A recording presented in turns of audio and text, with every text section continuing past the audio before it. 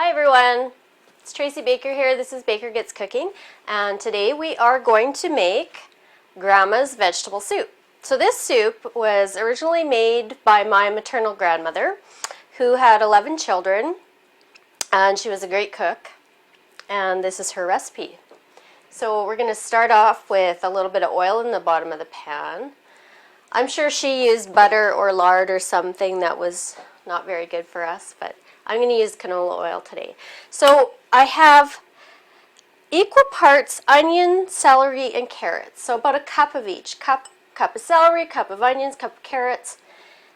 This is about 2 cups of cut up cabbage. And so these 4 things are going to go into the pan to saute.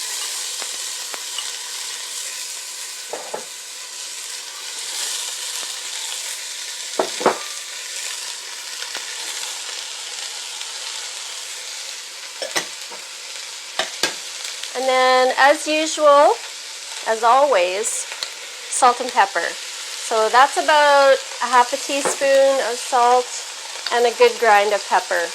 And I'm just going to stir that up and let it saute for a few minutes. Okay, my vegetables have been sauteing for about 5 minutes, and the bottom of the pan is just starting to get some color, and that's what you want. And that's how to kind of deepen the flavor of your soup. You need to have the bottom of the pan a little bit dark. So I'm going to just cover this with water, cover the vegetables with some cold water.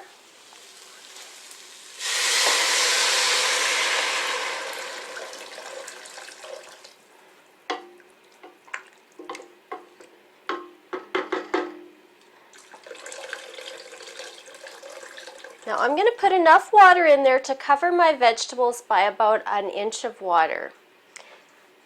And it's not precise measurements, and that's because that's how she cooked. So you just kind of have to go by feel. So that's what I do. I just cover with about an inch of water, and that is going to make it so that the soup is nice and thick, because we're going to puree it a little bit later when when the vegetables have softened. So this soup was made with things that are likely in your cupboard or fridge or pantry, and it's cheap to make. That's how you can feed 11 children, and it's delicious. So this is for all my cousins who've never made this soup. I expect you to get cooking. So we're just going to bring that to a boil, and then I'm going to reduce the heat to a simmer and cover it, and I'm going to let the veggies cook until they're tender. Okay, our soup has been simmering for about 20 minutes, and the veggies are nice and tender. And so now I have a nice vegetable broth here. I'm going to deepen the flavor with some chicken bouillon.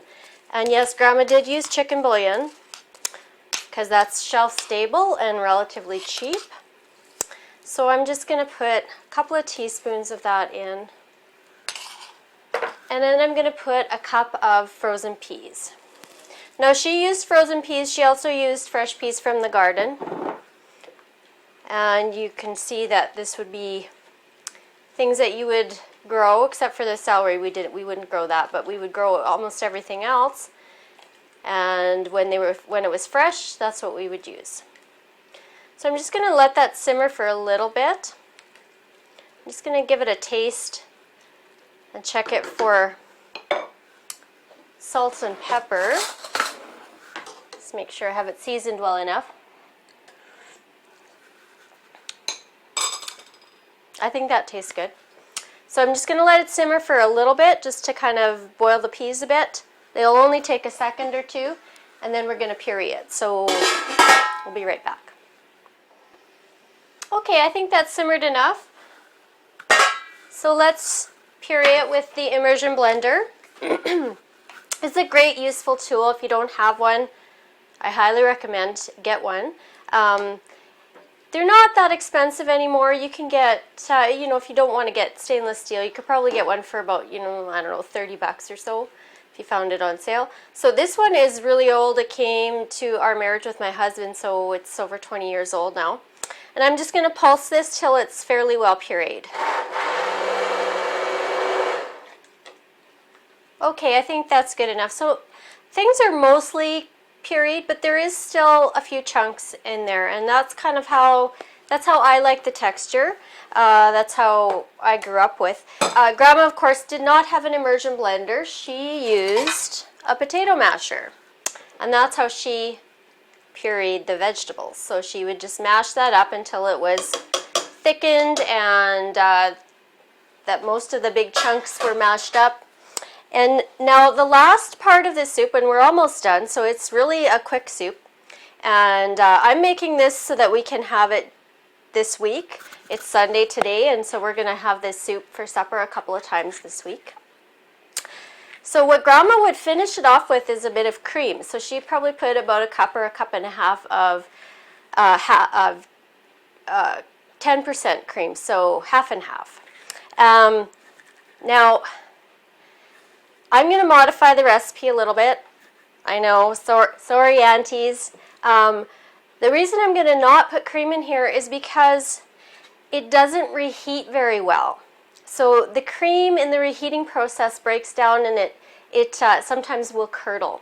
So what I found in reading and researching different alternate types of dairy is that I could replace it with pureed cashews. So this is a cup of raw unsalted cashews and a cup of water, and it's been sitting in my blender for about an hour, and it needs to sit that long so it can really become pureed without any lumps. And that's going to turn into my cream. So what this does is it allows me to reheat this soup. It allows me to freeze this soup and reheat it without any of that dairy curdling. So it's a great tip if you want to have a vegan alternative. So this is for you, Karen, who asked for this, asked for what we eat sometimes when we don't want to have any meat or dairy. And this is what I do. So this is what I do this for almost all of my cream soups. The taste isn't identical to cream, but it's very, very close. And the texture is very, very close too. So you have that really luscious, creamy texture with the cashews. So it's a super trick. And one of the best things that I came away with my research knowing. So I'm going to go ahead and puree this. It's going to have to go for about 2 minutes. It does take a little while to get pulverized. So we'll just turn this on.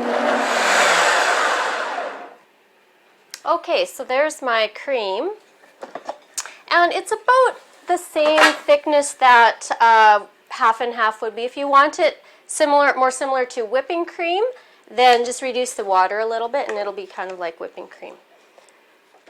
Okay, so that's just going to go right in there. I'm just going to do like that and give it a stir. So I'm just going to have a little taste here.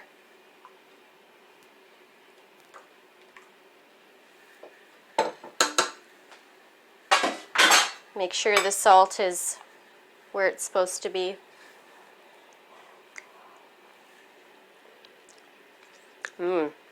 Just like Grandma used to make. I think I'm going to add a little bit more salt. Just a touch though. You don't need too much more. And maybe a little bit more pepper too.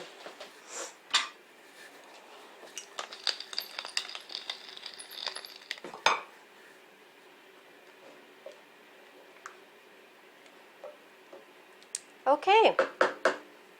And that's it, Grandma Keller's soup. I hope you enjoy this one. Now we would usually have this soup accompanied by something that we called kuga. And kuga is, it has a bread dough crust and then fruit on top with cream and cinnamon and sugar. And my family's favorite is peach kuga, and I do not make it at any other time of the year except when the peaches are ripe, coming from British Columbia. So they're at their peak of the best flavor that they can possibly be. And so maybe when it's closer to that time of year, we'll make the soup and then we'll make kuga.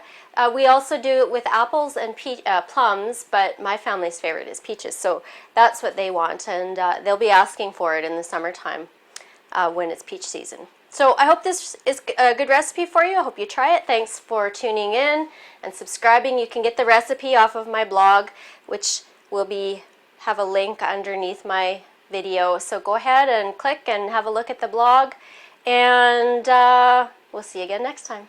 Bye.